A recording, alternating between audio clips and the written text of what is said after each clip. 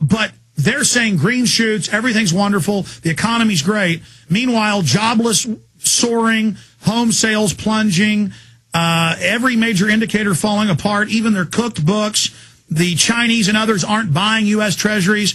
They're slowing down their purchase. The globalists are monetizing debt. Is this another suckers rally like 2 years ago, telling us everything's wonderful? And are they so panicked they're moving into saying everything's fine now because they've over fear-mongered and they believe they've lost control? Or is everything really peachy keen? Or are we getting a window into the truth with the Wall Street Journal and CNBC reporting Geithner screaming, cussing, fights, panicking behind the scenes as he bullwhips the Fed chairman and others into following his policies? What is really going on, Webster Tarpley?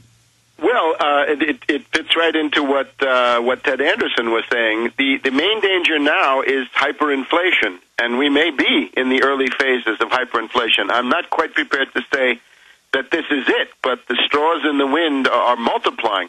Now, hyperinflation would mean that you get up to the Dow 15,000 and 20,000, and indeed Dow 35,000. Why not? Except those dollars are going to be converging on worthless. And if you look at the hyperinflation picture, the basic underlying dynamic is you've got this huge dollar overhang. $4 to $5 trillion are out there as euro dollars, Chinese-owned dollars, or treasury securities. This is basically the same thing. Same for Japan, Russia, European Union, Saudi Arabia, that I'll get to in a minute. All of these countries have huge amounts of dollars. The situation is extremely unstable. Any kind of military event, a military defeat for the U.S., something shocking, unpredicted. It used to be back in the in the day that if the president had a health problem, that could also have a tremendous effect on these markets, and could again today if it turns out that Obama. Why is Obama's plunging approval rating making the stock market go up? No, I don't. I think this is separate. In other words, what you've got is what Obama has done or presided over is the $24 trillion being pumped in. Now that's a credit line. It doesn't mean it's all out there, but it's all in danger of coming out.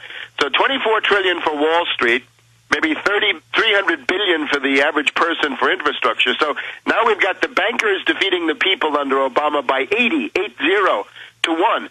But at the same time, real production is collapsing. You look at U.S. industrial production, it continues to fall. World trade is down 40% from where it was around the middle of last year. So this means now that you've got fewer and fewer goods, fewer and fewer commodities being chased by this huge tidal wave of money. Now that's gone into the stock market. Look, the stock market has gone way up. The S&P went over 1,000 yesterday. The NASDAQ is over 2,000. But at the same time, the hyperinflation indicators look bad, right? The dollar is now 144 against the euro. The dollar has had some really bad days on the euro. As Ted was saying, treasuries had a very bad day yesterday. So it means the prices are falling on these treasuries, meaning the interest rates are going up. You got oil at 71, gold up 8, as he says. Commodities generally beginning to tick up. So this could very well be the early phase of a hyperinflationary bubble. So okay, well, why are they fighting? Because Geithner reportedly screaming at them, cussing, saying, you've got to get behind me and the president's policies, and then they're saying, look out for inflation. So is that what the internal fight is over, or what's your intel on that, Webster? I think this is it's just a quarrel among thieves. In other words, there are all kinds of frictions there. There is the question of the regulatory role of the Federal Reserve, believe it or not, where Bernanke does not want to do certain things that Geithner wants him to do.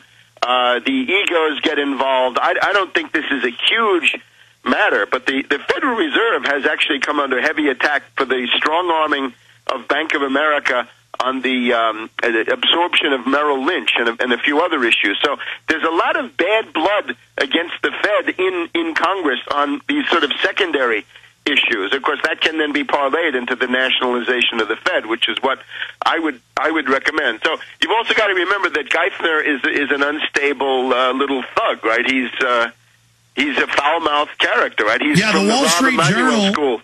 The Wall Street Journal and the Street are reporting that it was all these top regulators, SEC chairman, Ben Bernanke, and that he was screaming and yelling almost like Hitler, just going completely wild, frothing. And it said that this, seemed to shake up a bit Bernanke, the former boss of Geithner. So this looks like all is not well in Camelot, as this air of invincibility, this Mount Olympus godlikeness of these bankers evaporates. I think they're feeling the heat with the End the Fed movement or the Audit the Fed movement. Well, I think they've also got very severe international problems. In other words, Geithner had to spend the first part of the week kowtowing to the Chinese, who are his bosses. So he had to lick the boots of the visiting delegation from Beijing and assure them that he was responsible after all. But let's get to Saudi Arabia, because it may be Saudi Arabia that's getting him to do this. All right, well, let's cover that in the next short segment. In the last 30 minutes, you've now gotten the book. You've scanned over it. The Eugenicist Master Plan. Stay with us. History. If you don't know history, it's like you were born yesterday. I was told Howard Zinn said that. Okay, Webster, quickly in the short segment, because you're here about eugenics today. Okay, so that's the main reason you've gotten this book. You've researched it, ecoscience. But you've got big breaking news in Saudi Arabia. But if you want to know why would Geithner freak out? Now, here's the story. Yesterday, there were straws in the wind. There were reports from somewhat obscure publications in Pakistan and in Iran. That was actually Press TV, so that was the Iranian government, and then an Arab website which has British connections, and they're saying that Prince Bandar of Saudi Arabia, people remember him, that's Bandar Bush. He was the ambassador of Saudi Arabia to the United States for about 10 years. He had since gone back to Saudi Arabia and become the head of the National Security Council. That he's allegedly under house arrest for having a coup d'etat, for somehow attempting to interfere in the succession. Bandar is the son of the crown prince. In other words, the person who should succeed to the throne of Saudi Arabia when the current king is no longer there would be Bandar's father, so that would put him in an important position. Now, on the surface, and this is what I originally thought, you'd say, well, Bandar Bush, right, that's a CIA MI6 asset, so it looks like there was an attempted coup d'etat by the U.S. and the British in Saudi Arabia, right? You could expect something like that once they were trying to overthrow the government of Iran. But there's a whole other dimension to this, which has been brought to my attention by a very good friend, which is that Bandar may have gone pro-Russian, that Bandar had been signing deals, meeting with Putin, setting up military cooperation between Saudi Arabia and Russia, that they had a joint treaty to suppress drug trafficking. And if you look at the website of the Jamestown Foundation, they speculate that there's some move afoot featuring Bandar to essentially reverse the alliances that Saudi Arabia has had since Roosevelt went through there right after Yalta, right back in 1945, to break out of the Anglo-American sphere and go with the Russians. Now, it would make a lot of sense. The Saudi Arabian royal family are people who want to survive. They know that their situation is bad. They can see what Obama means for them. Obama means color revolutions. The question of when are you going to get the color revolution and the coup and the velvet revolution inside Saudi Arabia is really only a question of time, especially with Iran. All right, Tarpley. I was unaware of this, so give me a headline so I can pull it up and talk to me like I'm 5 years old here. I have sent some of that stuff to Aaron's email there.